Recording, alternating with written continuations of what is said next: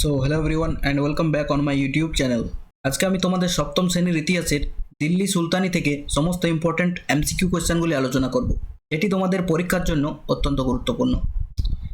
কিন্তু ভিডিও শুরু করার আগে তোমরা যদি এই চ্যানেলে নতুন হয়ে থাকো তাহলে ভিডিওটি লাইক করে অবশ্যই তোমাদের বন্ধুদের মধ্যে শেয়ার করে দেবে, যাতে তারাও এই ধরনের ভিডিও দেখতে পারে। আর এই ধরনের নতুন নতুন ভিডিও প্রত্যেক দিন দেখার জন্য তোমরা এই চ্যানেলটি সাবস্ক্রাইব করতে পারো।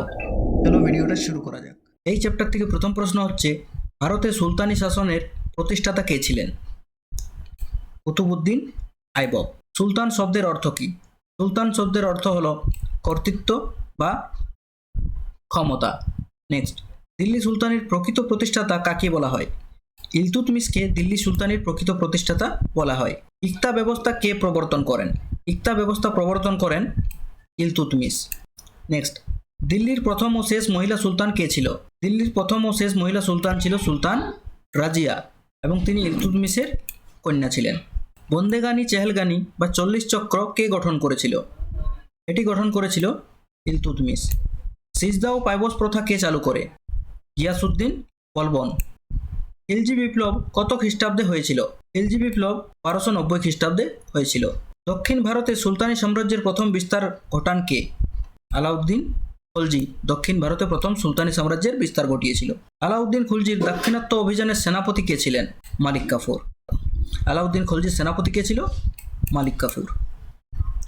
দাগ ও হুলিয়া প্রথা কে প্রবর্তন করেন? আলাউদ্দিন খলজি। নেক্সট, বাজার দর নিয়ন্ত্রণ নীতির জন্য সাহানা মান্ডি পদ কে তৈরি করেন? আলাউদ্দিন খলজি। বাজার দর নিয়ন্ত্রণ নীতি কে নিয়েছিল? আলাউদ্দিন খলজি। পাগলা রাজা কাকে বলা হয়? মোহাম্মদ বিন তুগলককে পাগলা রাজা বলা হয়। মোহাম্মদ বিন তুগলক দিল্লি থেকে কোথায় রাজধানী স্থানান্তরিত করেছিল? দেওগিরি বা দৌলতাবাদে। কোন সুলতান প্রতীকী তামার মুদ্রা প্রচলন করেছিল? বিন তুগলক, এবং তিনি কাগজের মুদ্রা প্রচলন করেছিল। ইবন বতুতা কার রাজত্বকালে ভারতে আসেন? মোহাম্মদ বিন তুগলকের সময় ইবন বতুতা ভারতে এসেছিল। ইবন বতুতা কোন দেশের অধিবাসী ছিলেন? ইবন বতুতা মরক্কো থেকে এসেছিল। নেক্সট, অল রিহলা গ্রন্থটি কার লেখা? অল রিহলা গ্রন্থটি ইবন বতুতার লেখা। তুগলক বংশের প্রতিষ্ঠাতা কে ছিলেন? গিয়াসউদ্দিন তুগলক। বেকার সমস্যা সমাধানের জন্য কর্মনিয়োগ দপ্তর কে তৈরি করেন? ফিরোজ শাহ তুগলক। সৈয়দ বংশের প্রতিষ্ঠাতা কে ছিলেন? খিজির খাঁ। সৈয়দ বংশের প্রতিষ্ঠাতার নাম খিজির খাঁ।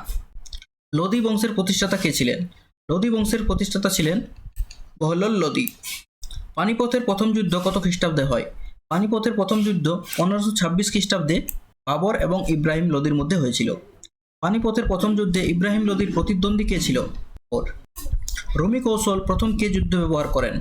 বাবর প্রথম রুমি কৌশল ব্যবহার করেন। খালিফা কথার অর্থ কি? খালিফা কথার অর্থ হলো ঈশ্বরের প্রতিনিধি বা দূত। দুর্বাস কি? স্বাধীন শাসনের প্রতীক দণ্ড হচ্ছে দুর্বাস। খিলাত কি? খিলাত হচ্ছে আনুষ্ঠানিক পোশাক। সুলতানি যুগে ডাক যোগাযোগ ব্যবস্থায় ঘোড়ার ডাককে কি বলা হতো? উলাগ বলা হতো। ঘোড়ার পিঠের ডাক ব্যবস্থাকে উলাগ বলা হতো। সুলতানি যুগে পায়ে হাঁটা ডাক ব্যবস্থাকে কি বলা হতো? দাওয়া। পায়ে হাঁটা ডাক ব্যবস্থাকে দাওয়া বলা হতো এবং ঘোড়ার পিঠের ডাক ব্যবস্থাকে উলাগ বলা হতো। জিজিয়া কর প্রথম ভারতে কে চালু করেন? মোহাম্মদ বিন কাসিম। বিজয়নগর সাম্রাজ্যের সর্বশ্রেষ্ঠ শাসক কে ছিলেন? কৃষ্ণদেব রায়। অমুক্তমাল্যদা গ্রন্থ কোন ভাষায় লেখা? তেলুগু ভাষায় লেখা। এটি কে লিখেছিলেন? কৃষ্ণদেব রায়। বাহমনি রাজ্যের প্রতিষ্ঠাতা কে ছিলেন? আলাউদ্দিন বাহমন শাহ। কালিকোটার যুদ্ধ কত খ্রিস্টাব্দে হয়েছিল? 1565 সালে হয়েছিল। হোসেন শাহী বংশের প্রতিষ্ঠাতা কে ছিলেন? আলাউদ্দিন হোসেন শাহ। কাকে বাংলার আকবর বা মধ্যযুগের বাংলার শ্রেষ্ঠ সুলতান বলা হয়? আলাউদ্দিন হোসেন শাহকে। ইলিয়াসি বংশের প্রতিষ্ঠাতা কে ছিলেন? শামসুদ্দিন ইলিয়াস শাহ। নেক্সট, তৈমুর লং কত খ্রিস্টাব্দে ভারতে আক্রমণ করে?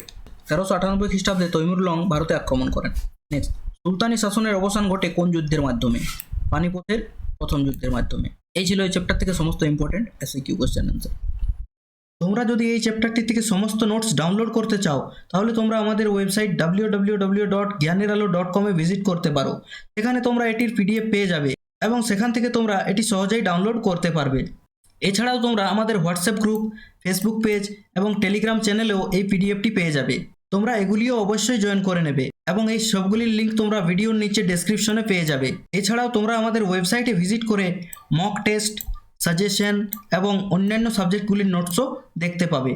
আশা করি ভিডিওটি তোমাদের ভালো লেগেছে। See you in my next video. Till then, thank you for watching.